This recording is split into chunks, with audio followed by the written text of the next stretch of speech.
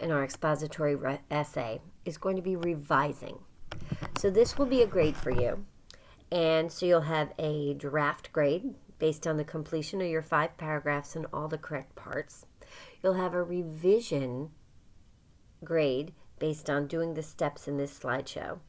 And you will have a final grade, which is the big one, which is an assessment grade, which will be done using a rubric, which I'll show you in a while. But the purpose of this video is to show you the 6 steps that I want you to take to revise your essay. And that's what I'll be looking for when I grade your revision.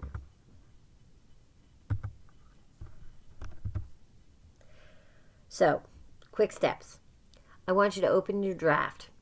I want you to copy the whole essay, including the prompt, and paste it below the first draft.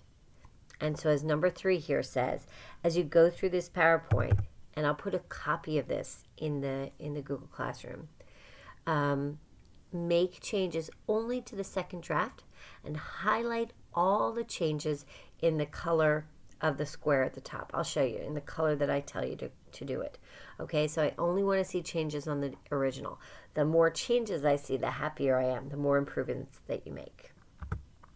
Okay, the first thing we're going to fix is run-ons. You guys have been practicing with compound sentences. When you string simple sentences together with a comma, that is called a comma splice. Don't want to see comma splices. So, here are some things you can do, okay? You can read these yourself, but I really want to see compound sentences. So as you read through, if you see run-on sentences or incomplete sentences, I want you to change them either to simple sentences or, more importantly, I would like to see compound sentences since that's what we're studying. I want you to make those pink, okay? So highlight all the compound sentences in your essay pink, or any sentences that you've created that are run-ons or fragments in the original and you change should be in pink in your essay. Word choice. I want you to think about words. When I'm reading some of your drafts, I'm seeing a lot of informal words. Things like, it would be really good for my community. Or, he said that it's a bad thing in the world. So look for more formal language. I want to see at least 3 words that you make stronger or more specific in your essay. And I would like to see them in this teal or this aqua color, okay? In the copy of the draft down below. So at least 3. Look for more. Don't stop at 3. If you come up with 3, look for more. The next thing I want you to check for is transition words. We talked about transition words in the how to write a body paragraph in the slides in the Google Classroom. Transition words connect your ideas and connect your paragraphs. And on the next slide, I actually have the ones we talked about. I want to see transition words. So where you see them in your essay, please highlight them in orange. Okay? If you don't have them, add them. Okay? Now, transition words are important and you will be tested on them. Take a look at this SOL question. Pinckney loved to read as a child. Therefore, she did not set out to become a children's book author. In sentence 12, which transition word should Wanda use to replace therefore? So Pinky loved to read as a child, therefore. Therefore means that's why. She did not set out to become a children's book author. That doesn't really make sense. So what word could we replace therefore with?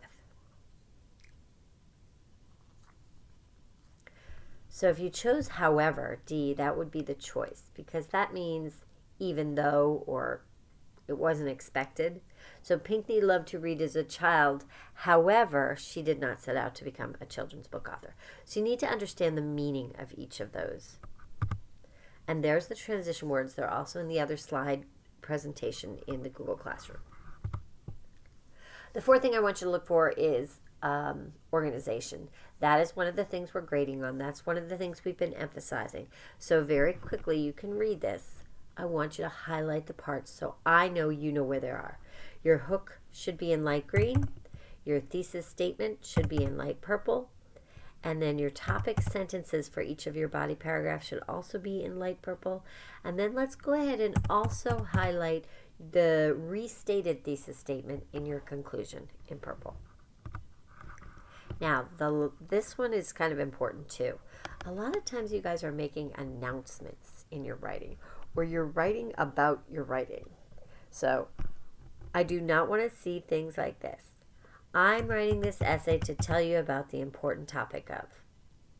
So how would we rewrite that? Just say what you want to say. A struggle that many people deal with on a daily basis in my community is. Here are some other ones. This essay is about my thoughts on the changing world. Or I chose a topic and write about it before. Anytime you're talking about your writing, take it out. You can just highlight it in black. You could just, if you don't remember how to cross things out, you could ask me. That stuff should just disappear. You can go ahead and do this practice question. The answer is in it, but this is one of the types of questions that you will see in the SOL. Repeating information. When you repeat yourself, try not to repeat extra information. That's another one we don't want to see. If you find yourself saying the same thing 1 or 2 or 3 times, take it out. I'm going to be looking for that. Run through the slide. Make sure you have all of these things. You're going to read this and you're going to make sure that you have each of these steps. Use your proofreading marks where you can. And then I've given you a copy of this checklist for writers. This is something that you will get the day of the SOL. We're going to use this in class on Friday. And this is the IB rubric. I also put this in the Google Classroom for you to look at. We'll talk about it on Friday in case you want to make any final changes to your essay.